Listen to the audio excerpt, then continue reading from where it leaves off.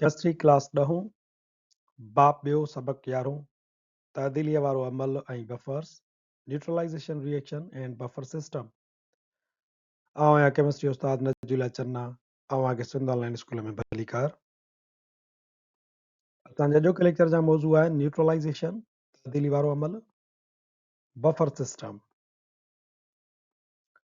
न्यूट्रलाइज़ेशन reaction असां न्यूट्रलाइज़ेशन reaction जे बारे में पोयनि लेक्चर्स में ॻाल्हि ॿोल करे आया आहियूं, पर हिन वीडियो लेक्चर में असीं बफर सिस्टम खे सम्झण जे लाइ न्यूट्रलाइज़ेशन रिएक्शन ते ॻाल्हि ॿोल रखूं था।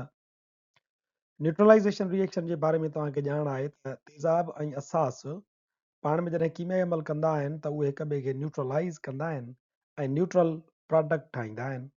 इन जे करे एसिड ऐं बेस जे इन क़िस्म जे रिएक्शन खे असां बेअसरी वारो कीमियाई अमल या न्यूट्रलाइज़ेशन रिएक्शन चवंदा आहियूं। ऐं इन न्यूट्रलाइज़ेशन रिएक्शन में साल्ट ऐं वाटर लूणु ऐं पाणी ठहंदा आहिनि। कुझु इक्वेशन्स ॾियूं था, मिसाल जे तौर ते हाइड्रोक्लोरिक एसिड आहे ऐं असांजो बेस आहे सोडियम हाइड्रोक्साइड, ॿई पाण में रिएक्शन कंदा त लूणु ऐं पाणी सोडियम क्लोराइड ऐं वाटर ठहंदो। ईअं जेकॾहिं सल्फ्यूरिक एसिड खे असां सोडियम हाइड्रोक्साइड सां रिएक्शन करायूं त सोडियम सल्फेट लूणु ठहंदो ऐं पाणी जा 2 मोल ठहंदा। असां वटि एसिटिक एसिड आहे, सोडियम हाइड्रोक्साइड आहे, पाण में रिएक्शन कंदा त सोडियम एसीटेट ठहंदो ऐं पाणीअ जो हिकिड़ो मालिक्यूल ठहंदो।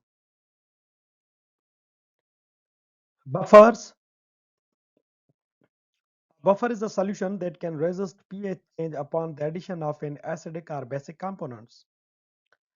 बफर हिकिड़े क़िस्म जो अहिड़ो गार आहे जंहिंमें जेकॾहिं तव्हां एसिड मिलायो तॾहिं बि pH जी तब्दीली थींदी त उनखे रोकींदो, ऐं जेकॾहिं उन में तव्हां बेसिक सॉल्यूशन मिलायो तॾहिं बि बेसिक सॉल्यूशन छा कंदो, pH खे तब्दील करण जी कोशिशि कंदो, पर बफर उन pH तब्दीली खे रोकींदो। सो बफर सॉल्यूशन छा आहे, pH चेंज खे रेजिस्ट कंदड़ हिकिड़ो गार हूंदो आहे। It is able to neutralize small amounts of added acid or base, thus maintaining the pH of the solution relatively stable. Buffer इन अहल हूंदो आहे, उन वटि इहा सघ हूंदी आहे त उहो एसिड या बेस जे थोरड़नि अमाउंट्स खे जेको मिक़दार तव्हां उन में एड कयो था उनखे न्यूट्रलाइज़ करे कंहिं बि गार जी pH खे रिलेटिवली स्टेबल करे मेंटेन करे रखे हिकिड़ी रेंज में, उनखे pH खे किरण बि न ॾे ऐं pH खे वधण बि न ॾे। अहिड़े क़िस्म जे गार खे असां बफर सॉल्यूशन चऊं था। मिसाल जे तौर ते हाणे ॾिसो, हीअ असां वटि हिकिड़े थांव में पाणी पियल आहे, पाणी जी pH आहे 7.0। हाणे इन पाणीअ में जेकॾहिं असां एसिड विझूं त तेज़ाब छा कंदो, इन पाणीअ जी pH एसिडिक करे छॾींदो 3.2। तव्हांखे ख़बर आहे त 7 pH न्यूट्रल हूंदी आहे ऐं 7 खां हेठि जेका pH थींदी आहे सा थींदी आहे एसिडिक। तंहिंजे करे पाणीअ में जेको न्यूट्रल आहे उन में जीअं ई असां एसिड विझंदासीं त उहो पंहिंजी pH उनजी घटिजंदी वेंदी यानी मोर एसिडिक थींदी वेंदी। पाणीअ जी pH हाणे छा थी वई 3.2। पर जेकॾहिं असां छा था कयूं त इन ई पाणीअ में ॿियो असां कंटेनर खयोंसीं पाणी, उन में असां पाणीअ में वरी विधोसीं बफर सॉल्यूशन। हाणे बफर सॉल्यूशन विझण खां पोइ असां उन में जो एसिड एड कयोसीं त उनजी pH जेका आहे उहा 6.8 ताईं पहुती, यानी उनजी pH 7 खां 6.8 ताईं आई आहे त थोरी स्टेबल आहे, किरी कोन पई आहे, एसिडिक कोन थी वई आहे। इहो इनजे करे थियो छो त हिन में असां बफर सॉल्यूशन एड कयो आहे। साॻे तरीक़े सां जेकॾहिं तव्हां वरी हिकिड़ो पाणी खणो, कंटेनर खणो ऐं उन में तव्हां को बि बेस मिलायो त तव्हांजो पाणी जी pH छा थी वेंदी, वधीक थी वेंदी, इंक्रीज़ थी वेंदी, 11.5 थी वई। पाणी जी pH हुई 7, इन में असां हिकिड़ो बेस मिलायोसीं, असास मिलायोसीं त उनजी pH थी वई 11.5, यानी असांजो पाणी जेको आहे उहो बेसिक थी वियो। पर जेकॾहिं कंटेनर खणो, उन में पाणी मिलायो, पाणीअ में तव्हां वरी बफर सॉल्यूशन मिलायो, पाणीअ में जॾहिं असां बफर सॉल्यूशन मिलायोसीं त हाणे इन पाणीअ में तव्हां भले असास मिलायो त उनजी pH जेका आहे उहा एतिरी हद ताईं तब्दील कोन थी वेंदी, उनखे हू स्टेबल करण जी बफर कोशिशि कंदो आहे। हाणे 7 pH पाणी जी हुई, उन में असां असास मिलायोसीं त pH 7.2 ताईं आई, वधीक असांजो जेको पाणी आहे उहो बेसिक कोन थियो आहे, रेंज में ई रहियो आहे। हाणे इहा जेका pH स्टेबल करण जो कमु आहे उहो बफर सॉल्यूशन जो आहे, ऐं तव्हांखे बग़ैर बफर वारो जेको पाणी आहे उन में तव्हां ॾिठो त कीअं उनजी pH एसिडिक थी वई, पर बफर सॉल्यूशन मिलायोसीं त उनजी pH स्टेबल रही। ईअं ई असास में पिणु बफर सॉल्यूशन जो मिसाल सम्झी सघिजे थो। What is a buffer composed of, buffer छा जो ठहियल हूंदो आहे, effectively maintain a pH range, a buffer must consist of a weak conjugate acid base pair. pH खे हिकिड़ी रेंज जे अंदरि मेंटेन करण जे लाइ लाज़िम आहे त buffer weak conjugate acid base pair ते मुश्तमिल हुजे, यानी या त उहो वीक एसिड ऐं उनजे कॉन्जुगेट बेस जो ठहियल हुजे, या वरी वीक बेस ऐं उनजे कॉन्जुगेट एसिड जो ठहियल हुजे। मिसाल जे तौर ते एसिटिक एसिड आहे, इहो असांजो वीक एसिड आहे। हाणे इन सां गॾोगॾु जेकॾहिं उनजो लूणु जेको कॉन्जुगेट बेस आहे इहे ॿई शामिल हुजनि त हिकिड़ो बफर ठहंदो। या वरी असां वटि पायरिडीन आहे जेको वीक बेस आहे, त इन वीक बेस सां गॾु वरी उनजो कॉन्जुगेट एसिड पायरिडीनियम केटायन हुजे त इहो वरी हिकिड़ो ॿियो असांजो बफर ठही सघे थो। हाणे बफर जीअं त कॉन्जुगेट एसिड ऐं बेस जो ठहियल हूंदो आहे, इन जे करे ई उन में जेकॾहिं बेस शामिल कबो त उनजो एसिड वारो हिसो उनखे न्यूट्रलाइज़ कंदो, ऐं जेकॾहिं उन में एसिड एड कबो त उनजो बेस वारो जेको हिसो आहे उहो उनखे न्यूट्रलाइज़ कंदो आहे। So how does a buffer work? तंहिंजे करे सवाल इहो आहे त बफर कीअं कमु कंदो आहे। हाणे बफर जेको आहे उहो असांखे मालूम आहे त उहो पाण जेको ठहियल आहे उहो कॉन्जुगेट एसिड ऐं बेस मां ठहियल हूंदो आहे, या वरी वीक बेस ऐं कॉन्जुगेट एसिड मां ठहियल हूंदो आहे, यानी ॿई कंपोनेंट उन में अंदरि मौजूदु हूंदा आहिनि। हाणे जेकॾहिं का बि ॿी शइ जेका तव्हां एसिड या बेस खणो था, एसिड था खणो तव्हां कंहिं बि कंटेनर जे अंदरि, त तव्हांजो इहो जेको बफर आहे उहो छा कंदो, बेस सां उन एसिड खे न्यूट्रलाइज़ कंदो। ऐं वरी जेकॾहिं तव्हां बेस जी क्वांटिटी उन पाणीअ में मिलाईंदव जंहिंमें बफर एड थियल आहे, त उहो एड थींदड़ बफर खे उनजो जेको एसिड आहे उहो न्यूट्रलाइज़ कंदो। इहो बफर सिस्टम या हिकु बफर जे कमु करण जो तरीक़ेकार आहे।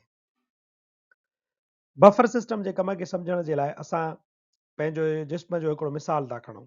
रत जंहिंजी pH आहे 7.53 खां 7.45।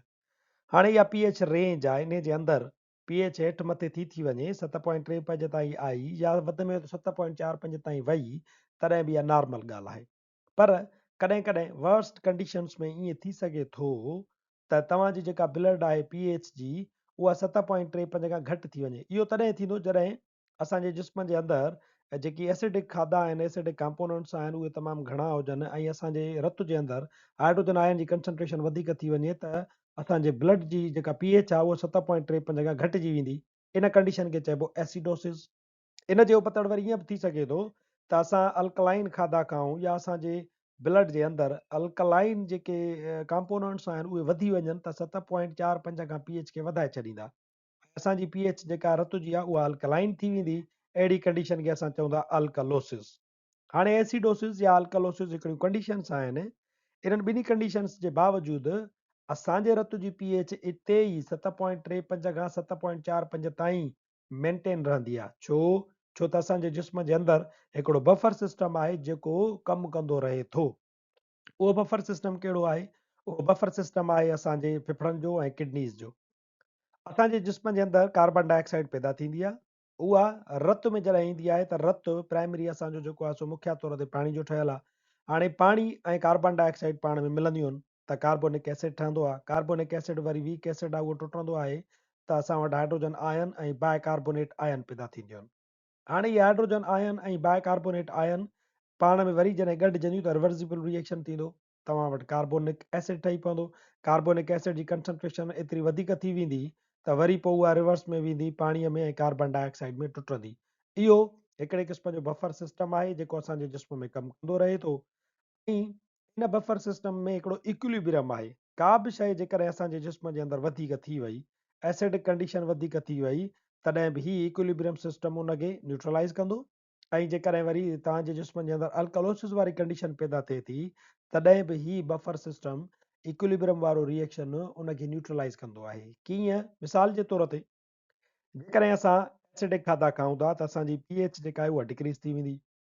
असांजे रत जे अंदरि हाइड्रोजन आयन जी जेका कंसंट्रेशन आहे उहा वधीक थी वेंदी। हाणे हाइड्रोजन आयन जी कंसंट्रेशन जेका आहे उहा वधीक थी वेंदी त छा थींदो, असांजो इहो जेको बायकार्बोनेट आहे उन हाइड्रोजन सां गॾु मिलंदो वेंदो ऐं उनखे कार्बोनिक एसिड में तब्दील कंदो। इहो कार्बोनिक एसिड वरी पाणी ऐं कार्बन डाइऑक्साइड में टुटंदो। हाणे यानी इहो जेको रिएक्शन आहे एसिडोसिस वारी कंडीशन में रिएक्शन पोइ ते शिफ्ट थींदो। इहो बायकार्बोनिक एसिड हेॾां जेको एसिडोसिस वारी कंडीशन में असां हाइड्रोजन आयन जेके हितां वधियूं आहिनि उन्हनि सां रिएक्शन कंदो, हेॾे पोइ ते शिफ्ट कंदो वेंदो हिकिड़ो भई इक्विलिब्रियम पैदा कंदो, ऐं नेठि तव्हांजी जेका वाधू हाइड्रोजन आयन आहे उहा असांजी इन बायकार्बोनेट सां मिली मिली इक्विलिब्रियम में अची वेंदी ऐं असांजे जिस्म जी जेका एसिडोसिस वारी कंडीशन आहे उहा न्यूट्रलाइज़ थी वेंदी। पर वरी जेकॾहिं ईअं थी सघे थो त तव्हां अल्कलाइन खाधा खाओ था, अल्कलोसिस थिए थो, त अल्कलोसिस यानी OH जी जेका कंसंट्रेशन आहे उहा वधीक थींदी वेंदी, त हाइड्रोजन जी कंसंट्रेशन जेका आहे उहा घटिजी वेंदी, घटिजंदी वेंदी त उहो तव्हांजो वधंदो वेंदो, त अल्कलोसिस वारी कंडीशन पैदा थी सघे थी। इन जे करे वरी छा थींदो त असांजो जेको ही बफर सिस्टम वारो कीमियाई अमल आहे उहो हाणे वरी राइट तरफ़ मूव कंदो, तकिड़ो तकिड़ो हलंदो, त जीअं तव्हांजे जिस्म में जेके OH जूं हाइड्रोजन आयन कंसंट्रेशन वधीक पैदा थी वियूं आहिनि उन्हनि खे न्यूट्रलाइज़ करण जे लाइ हेॾां H+ जो मिक़दार बि ओतिरो वधीक पैदा कजे, त जीअं जिस्म जी pH, रत जी pH 7.35 खां 7.45 ताईं मेंटेन रहे। इन तरीक़े सां बफर सिस्टम असांजे जिस्म जे अंदरि कमु कंदा रहनि था। हक़ीक़त में ही जेको बफर सिस्टम आहे उहो रुगो माण्हुनि जे अंदरि न, पर जेकी बि मैमल्स आहिनि उन्हनि जे अंदरि बि इहे कमु कंदो आहे ऐं pH खे हिकिड़ी हद जे अंदरि मेंटेन रखंदो अचे थो। असांजो जेको लेक्चर पुॼाणी ते पहुचे थो, वरी हाज़ुर थींदासीं नए लेक्चर सां गॾु। तेसीं ताईं ॾिसंदा रहो सिंध ऑनलाइन स्कूल।